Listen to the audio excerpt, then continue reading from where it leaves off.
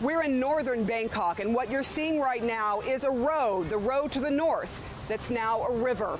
What's happening here is that the army is going and helping to get people to safety, and you're seeing truckloads of people coming from areas that have been inundated with water. But what's also happening here is that people are trying to figure out just how far this water is going to go into town. So far, 9.5 million people in Thailand have been affected by these floods, and there have been hundreds of people killed so far. This water is supposed to crest in the next few days, and there is great concern that will make it all the way in to the business district, which will further hurt the economy here.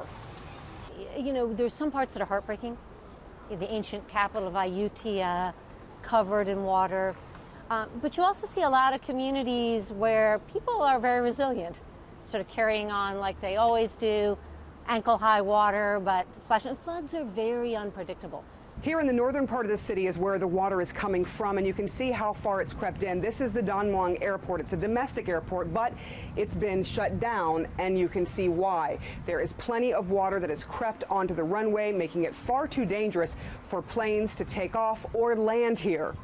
We're on one of the main freeways here in Bangkok. By no means is most of the city underwater. Most of the city is dry right now, but the water is creeping ever closer. And what we're seeing on the freeways are thousands of people leaving. More than 1 million people have left the city for fear of the floods.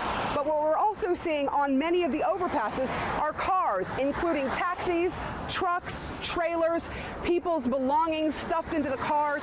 They've put them here because they're concerned that it's going to get flooded and that their cars are going to get swept away, but it is creating a bit of a problem, sometimes some traffic, because they're double parking on the overpasses.